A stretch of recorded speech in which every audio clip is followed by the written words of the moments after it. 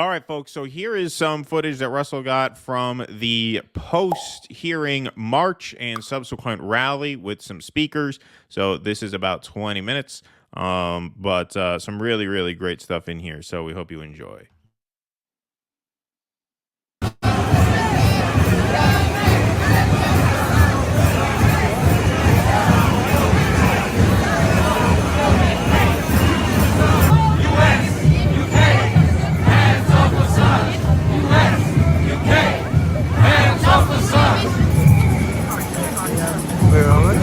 Anyone that's not speaking on the pavement, not in the pavement. Look at you! Look at all of you! Look at all of you! Wonderful. You know, I got it on now. I'm kind of sick and tired. I've been sitting all day listening to the CIA argue why, you know, Assange is a criminal and exposing war crimes is apparently a criminal offense. How boring and disgusting that they come into our courtrooms and tell us, you know, that they want to give Julian Assange a walloping. They want to prosecute him with U.S. laws, but no protections under U.S. laws. So you can try it with the Extradition Act, with the Espionage Act, but he gets no First Amendment protections. What kind of rubbish is that? What kind of rubbish is that? You need to understand something. A lot of you are holding Palestine flags, and it makes me very happy to see, because these two things are not disconnected. They are connected. The same people that are prosecuting Assange are the same people bombing Gaza. You need to understand that. These are the same corporations, the same banks, the same arms dealers that put Julian Assange in jail. They're the same people that killed 130 journalists in Gaza. This is a war on journalism. And it's not just against Julian, it's against the people covering the case as well. They make it impossible to get in the courtroom. They make it impossible to hear what's going on. How the hell do they have £1 million per missile to shoot down Yemeni drones, but they can't fix the microphones in the bloody courtroom? What the hell is that? Are you serious, man? What is this? They really want us to believe they can't fund the NHS, they can't fix the transport, all of this crumbling, but they got time to go make wars and kill people? Rubbish! Rubbish! Absolute rubbish! You need to understand something as well. This case, this is a violation of UK sovereignty. The Americans have no business coming here. The extradition treaty says you cannot take someone to the United States. That is what the law says. You cannot send someone to the United States for a political offense. You can't do it. And they're playing a double game here. They think that, you know, we're just going to okay this. No, you guys coming out here, this is an act of resistance. You being here, you raising your voice, you coming out with the drums, you know, chanting, that's an act of resistance. And when Julian Assange was being taken out of the embassy, he said, resist. He said, UK resist. So he asks that of you guys. Do you understand? You have to keep resisting. You have to make your voices heard, because that's the one thing that they do not have. They don't have numbers.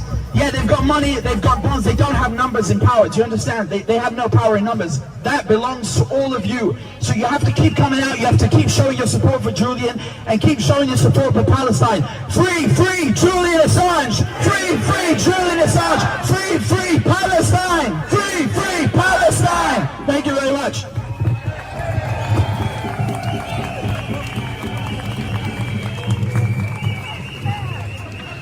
Thanks so much.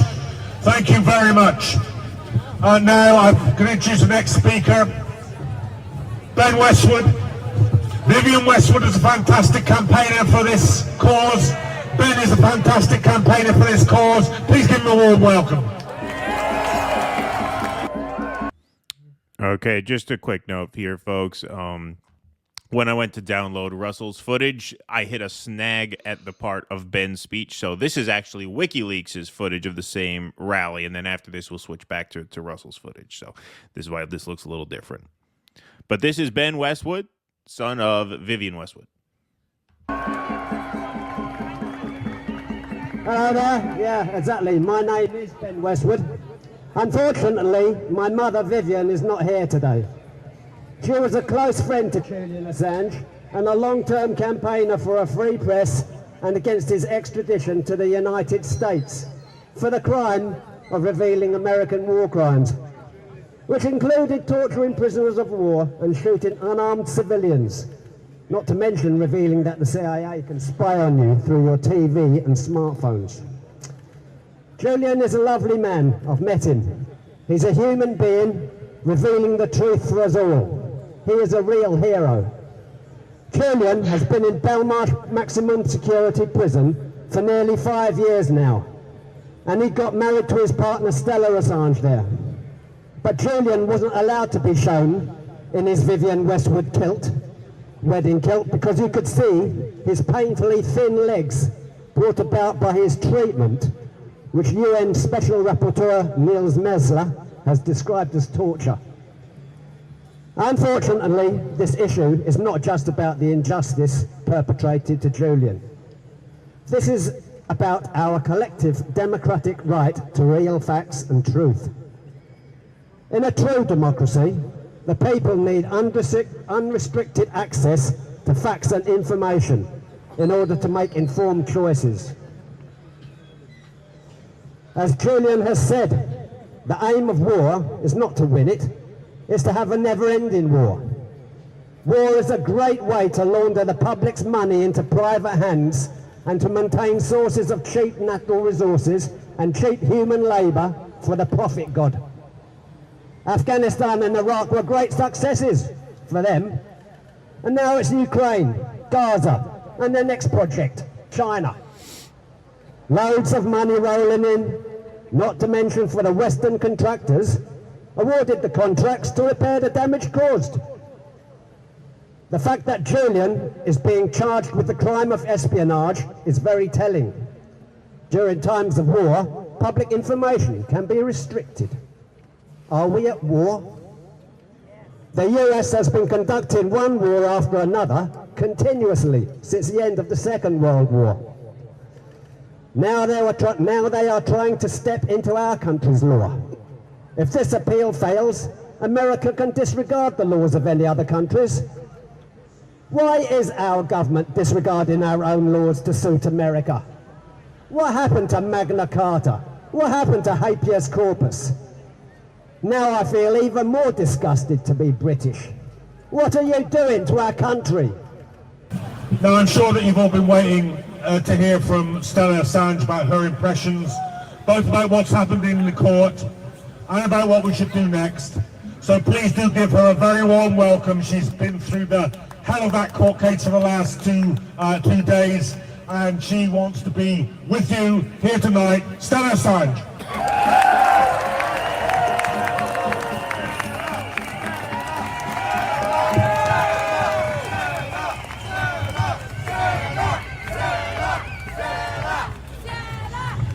Wow, you guys are amazing. Not just the turnout this evening coming here to Downing Street, but also over the past 48 hours. It's been incredible. Every time I got to court, I was greeted by this incredible supportive crowd that was cheering us on, and I told Julian all about how much support he has, and also how much attention the media has given this case this time around.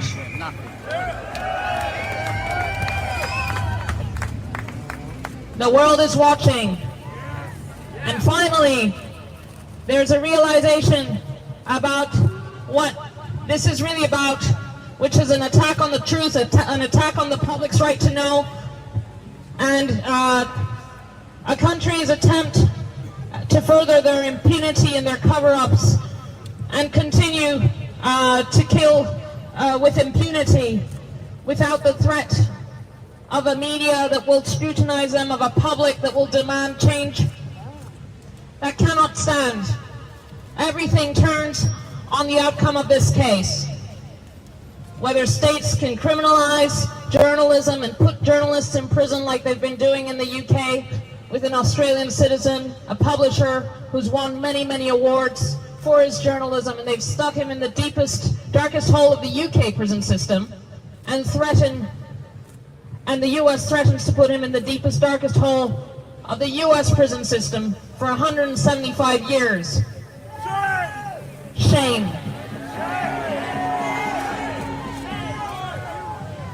Julian's imprisonment is a result of people with too much power who lost the plot, who got power thirsty and are guilty. They know they're guilty and they want to continue to live their lives without any consequences for the crimes they've committed. This case is about whether state crimes can continue unpunished, unscrutinized.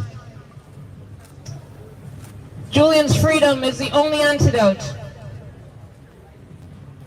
We don't have a decision today. Julian's life is at severe risk every single day he is in prison. He is a political prisoner. He is the world's most famous political prisoner. We know what happened to the other most famous political prisoner last week. That cannot happen to Julian. It cannot be allowed to happen. The world is watching. Julian has to be freed.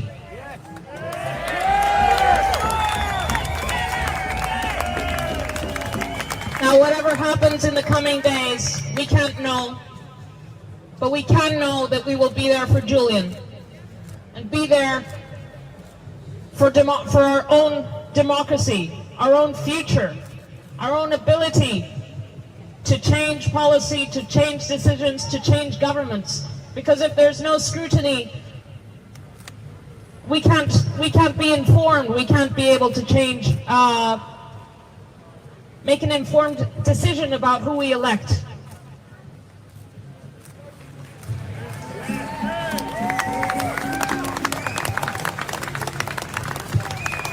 Our rights are at stake, but Julian's life is at stake. If he is extradited, he will lose his life. He will be killed. He will be killed by the country that has been plotting his assassination. And the court heard how the United States, under the previous administration, which may be the next administration, had plotted to assassinate him, who had plotted to poison him, who had plotted to kidnap him, who had plotted to rendition him. Shame. Shame on those who put journalists in prison. Shame on those who murder journalists. Shame on those who are afraid of the truth. That's not a society I want to live in. We're better than that.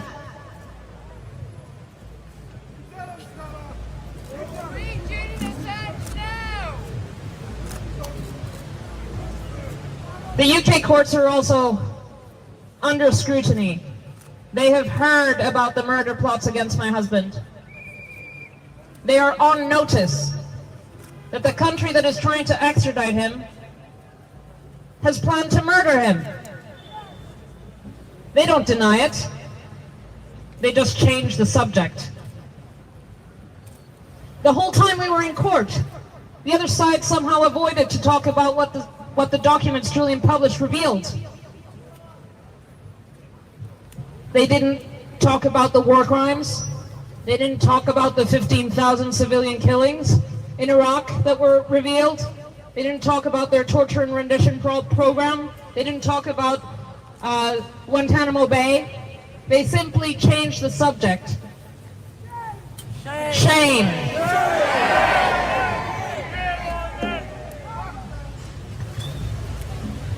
This case is brought by criminals who want to maintain their impunity, who want to avoid the courts. They are the fugitives from justice, not Julian. Julian is justice. He is transparency. He is us. He is the public. And as long as Julian remains in prison, we're all in prison. And they are free. It cannot be. Free Assange! Free Assange! Free Assange! Be there for Julian. He would be there for you. He is there for you. He needs to be free. Free Assange!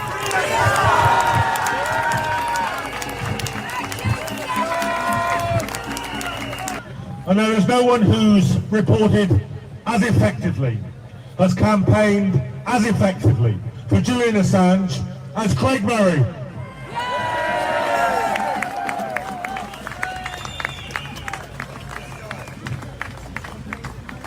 Thank you, everyone. It's absolutely wonderful to see you all. And I want to start off by thanking you from the bottom of our hearts, all of you who have stood out in the cold and the rain this last 2 days to support Julian Assange. It's been a really, really fantastic effort. Thank you.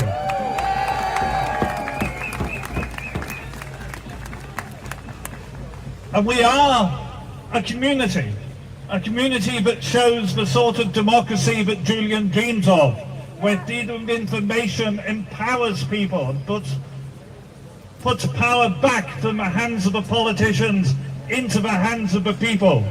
And I see here people I have been seeing for more than 10 years, people who I saw standing in the cold and the wet outside the Ecuadorian embassy, people I saw day in, day night who have been campaigning.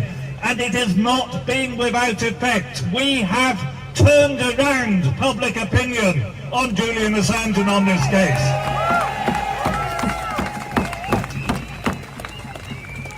And we have done that to the extent that the establishment now have to listen. And yesterday and today in the court, I sat there in the courtroom, I wish you could all have been there, because firstly, Julian's legal team did a fantastic job.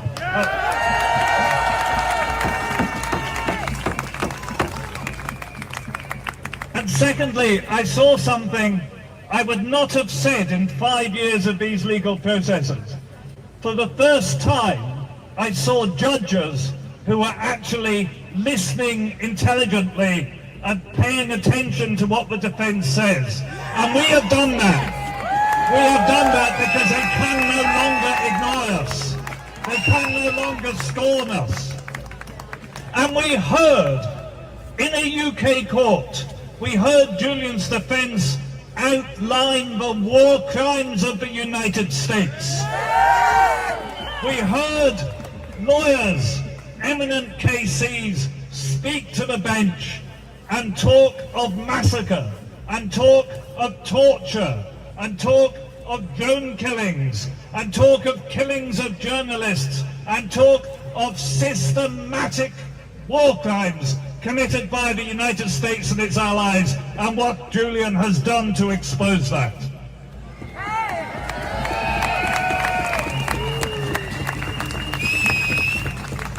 You know, yesterday in the United Nations, the United States vetoed a ceasefire resolution on Gaza, and the United Kingdom, as its cowardly little henchman, abstained alongside it. And we are fighting the same thing. We have here the United States trying to destroy Julian Assange, and the United Kingdom as its cowardly little henchman, keeping him in Belmarsh jail. We will not stand for it. This will not last. It is essential to the freedom of all of us that Julian is released, because he stands for freedom of information and for the right of people to know what governments are secretly doing in their name and with their resources. We are fighting a noble battle, and it is a battle which is turning, and a battle which will win, and it's a battle fundamentally for the very kind of society we wish to live in. Thank you very much.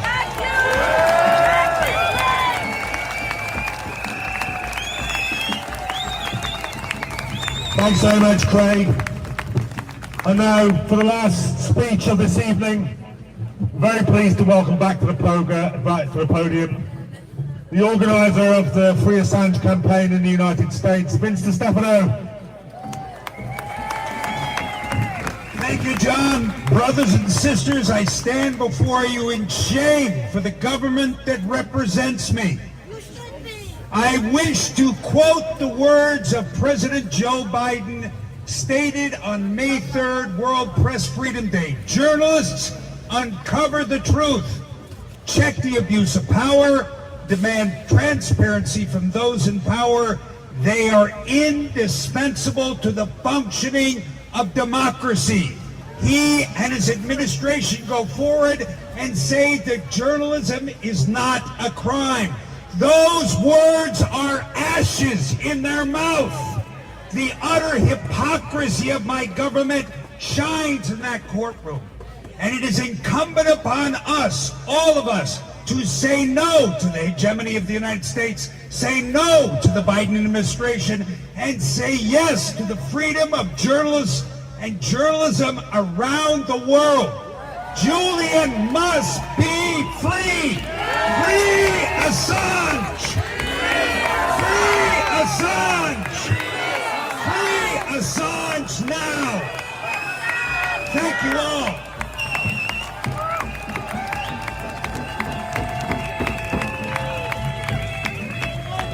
Thank you. Thank you very much. Thank you for demonstrating for the last 2 days. You've been outside that court for 2 days. You've done absolutely brilliantly. And nothing that we say from this platform is as important as you being there. Every speaker on this platform is simply a mirror for the protesters and the demonstrators and the activists who are fighting to free Julian Assange.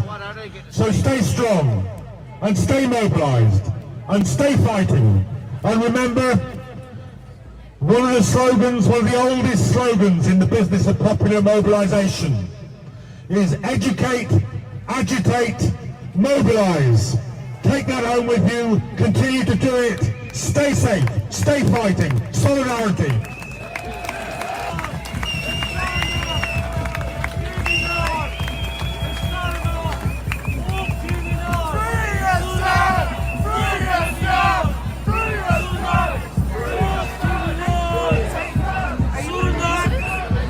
DueDissidence. You're live. I hope you're not going to lose your job. I'm a Jimmy Dore fan. I've been watching you guys for the last few weeks. Where are you watching us from? Brussels. Oh, wow. Yeah. Okay, cool. So you're going live? We are live. We're on X. Hi. Thank you. All right, folks. Well, I think that is it for now. Thank everybody who watched that marathon stream to end our coverage. I am planning to cover the Palestine rally on Saturday. I understand there's one going on tonight. I might go check out as well. And to our audience, hey, you did this. We're here because of you. Thank you so much for giving the support to Julian Assange and to the cause of press freedom. This is Russell Davila signing off from the beautiful and balmy UK.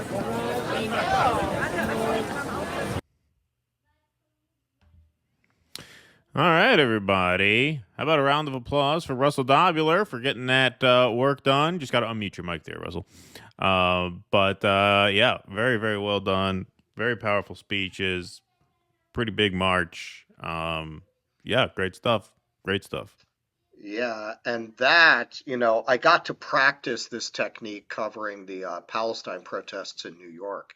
So if you watch that whole stream, which I don't know, was like an hour. It's about an hour, 20 minutes. So we streamed that to Twitter, that march and the rally after. It was an hour and 20-minute stream. It's still up there. Yeah, I basically walked a mile backwards because that's how you have to do that with these marches if you want to cover them from the front. So Right. basically, yeah, I'd like walked backwards. There's like 45 minutes of the front line where, it's not just me, like all the photographers do that.